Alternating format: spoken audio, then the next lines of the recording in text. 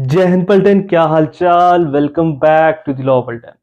Law पलटन लेकर आई है जी आज section 19 of Hindu marriage act, court in which petition shall be presented. Last lecture में हमने सेक्शन 17 एंड सेक्शन 18 कंप्लीट किया है जी, अच्छी तरह से समझा है। आज के लेक्चर में हम सेक्शन 19 करेंगे जी, हिंदू मैरिज एक्ट 1955 का। तब कहते हैं कि हमने डिवोर्स कर लेना है या मैरिज करनी है तो किस कोर्ट में जाना पड़ेगा।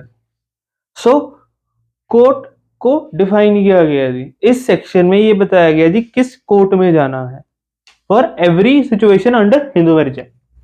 सो कोर्ट की तीन हायरार्की है जी, थ्री हायरार्कीज। पहली है जी सबसे छोटी, दैट इज डिस्ट्रिक्ट कोर्ट।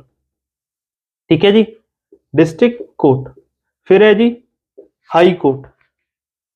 फिर है जी supreme court, apex court of the India. ठीक है जी, सबसे पहले सबसे बड़ी कोर्ट कौन सी है, सबसे बड़ी कोर्ट कौन सी है जी, at highest post. Apex court कौन सी है, supreme court of India. Second है जी हाई कोर्ट। थर्ड है जी डिस्ट्रिक्ट, जिसे हम सबऑर्डिनेट कोर्ट्स भी बोलते हैं। तब कहते हैं कि ये इस केस की पिटीशन अंडर एचएमए, ठीक है जी, पिटीशन अंडर एचएमए किस कोर्ट में फाइल होगी, डिस्ट्रिक्ट कोर्ट में। ठीक है जी, डिस्ट्रिक्ट कोर्ट में हम पिटीशन फाइल करेंगे। पहले पॉइंट क्लियर है जी अच्छी तरह से।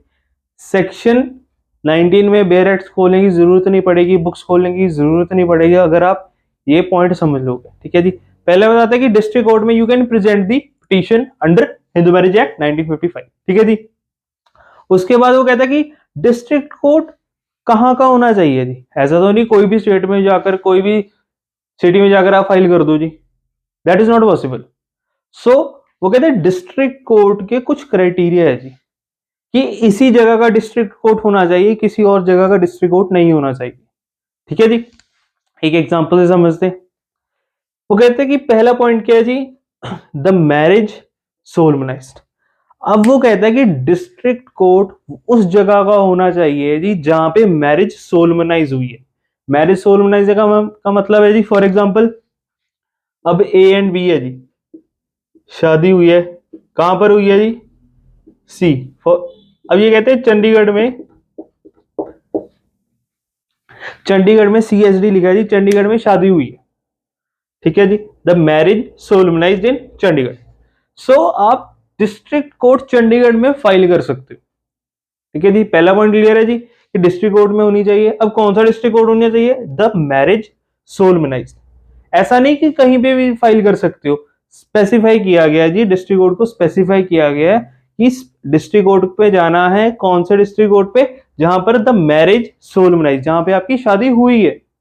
तो for example A and B की शादी हुई, कहां पर हुई, चंडीगढ़ में। ठीक है जी, C is a place, Chandigarh.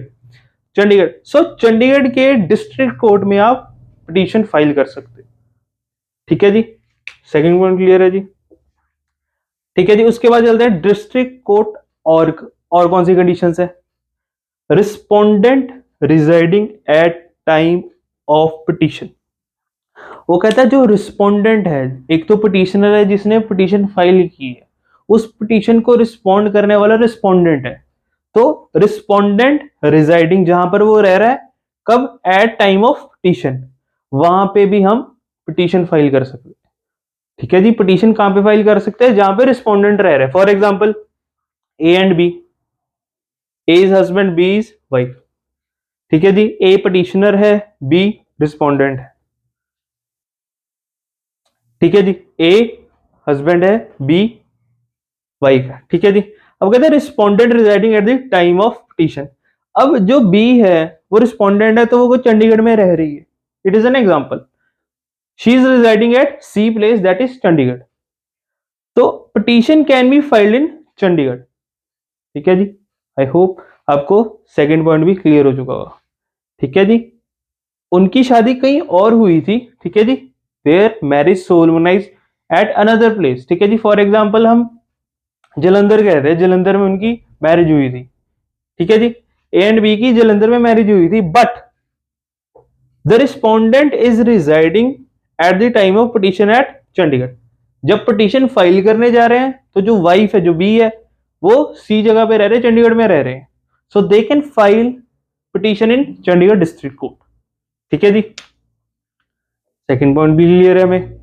Third point पे चलते हैं। तो कहते हैं parties to the marriage last resided. अब पार्टीज टू द मैरिज कौन से? Husband and wife. वो कहते हैं husband and wife A and B, जहां पे लास्ट रिजाइड किया था उन्होंने, at there also they can file the petition. ठीक है जी, अब for example A and B ने लास्ट रिजाइड किया था चंडीगढ़ में, so they can file the petition, they can present the petition in the district court of Chandigarh. ठीक है जी, कहीं पे भी डाउट लगता है कमेंट डाउन इन दी कमेंट सेक्शन, डीएम कीजिए इंस्टाग्राम पर, आईडीज आपको डिस्क्रिप्शन में मेंशन है, at the end of video में मेंशन है, आप कर सकते हैं जी। कहीं पे भी डाउट लगता है कमेंट कीजिए। अगर लगता है कि ये पॉइंट इंपॉर्टेंट है तो take a screenshot and fix down in your notes. ठीक है जी, हाँ जी बल्टन। नेक्स्ट है जी 3A। ठीक है जी, अब सेक्शन 19 का क्लॉज 3A क्या बताता है? वो district courts in case the wife is their petitioner. ठीक है जी, in case the wife is the petitioner. वो कहता है वो केस जिसमें वाइफ पिटिशनर है जी, where she is residing on the date of presentation of petition.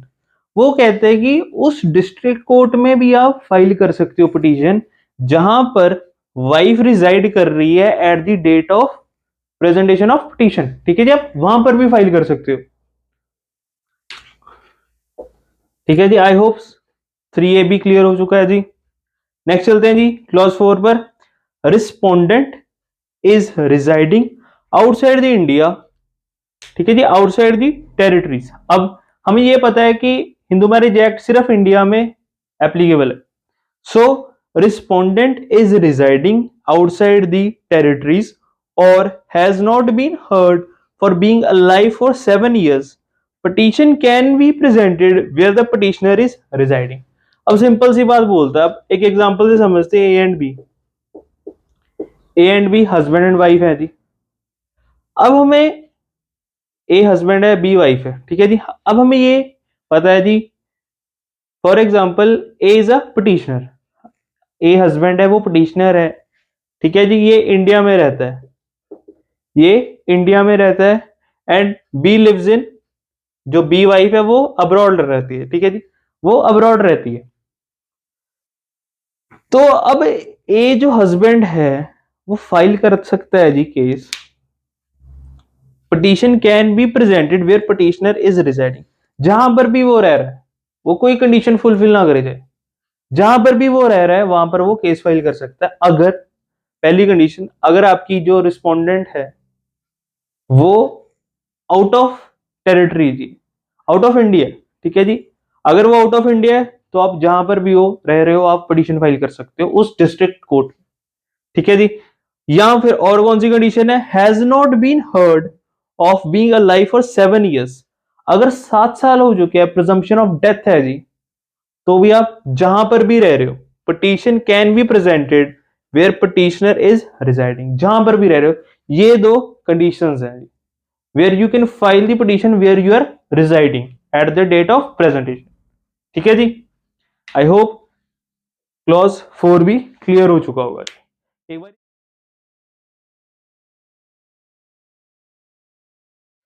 हाँ जी वर्ल्डन, वेटिंग फॉर लॉ वोकैबुलरी। चलिए जी, आज की लॉ वोकैबुलरी है जी हमारे पास रिग्रेस। पहले हम इसका समझेंगे कि मतलब क्या है जी, व्हाट इट मींस। इसका मतलब है जी हार्डशिप। ठीक है जी, सिंपल मतलब है जी हार्डशिप। रिग्रेस मींस हार्डशिप, बहुत ज्यादा हार्ड है। ठीक है जी, लाइफ में बोलते हैं ना बहुत ज्यादा हार्ड है, बहुत ज्यादा दुख है, बहुत ज्यादा काम करना पड़ रहा है, दैट इज रिग्रेस। ठीक है जी, अब रिग्रेस को याद कैसे रखना है? वेरी इजी, सब ब्रेक करेंगे जी। पहले हम रिग, वेरी इजी, रिग और अस। ठीक है जी, rig R I G, rigorous O U S, rigorous. याद रहेगा जी वर्ड, रिग और अस कंबाइन कीजिए और बना दीजिए वर्ड रिग्रेस। ठीक है, रिग्रेस का मतलब होता है जी hardship. So well done, this was today's lecture जी। इतना ही था आज के लेक्चर में। Till that enjoy your life, make notes. कहीं पे भी डाउट लगता है comment down in the comment box, DM कीजिए, इंस्टाग्राम पर आप मेल भी कर सकते हो। सारी आईडीज, इंस्टा हैंडल, जीमेल की आईडी आपको डिस्क्रिप्शन में गिवन है, एट द एंड आपकी वीडियो को बिल्कुल एंड पे गिवन है जी। कहीं पे भी डाउट लगता है जरूर कमेंट कीजिए, जरूर मोटिवेट कीजिए जी अपने कमांडर सर को कि आप क्वेरीज पूछते हो। I feel motivated when anybody ask queries, ठीक है। आई होप कि आप सब क्वेरीज पूछें, कहीं पे भी डाउट लगता है तब पूछिए, बिकॉज व्हेनेवर कोई भी आदमी या बच्चा हो या लॉ स्टूडेंट हो, कोई भी कोई कंसेप्ट समझता है तो क्वेरीज होती हैं। So do not hesitate, query कीजिए, कमेंट कीजिए। अगर आपको वीडियोस अच्छी लगती है, comment down in the comment box, it will keep us motivated. ये चीजें हमें मोटिवेट करके रखती हैं कि और वीडियोस नई लेकर आए with new concept of knowledge, new concept of teaching. ये सब हमें चीजें मोटिवेट करती हैं। So this was all for today's lecture जी। मिलते हैं जी अगले वीडियो में। Till that enjoy your life, make notes. जय हिंद पलटन।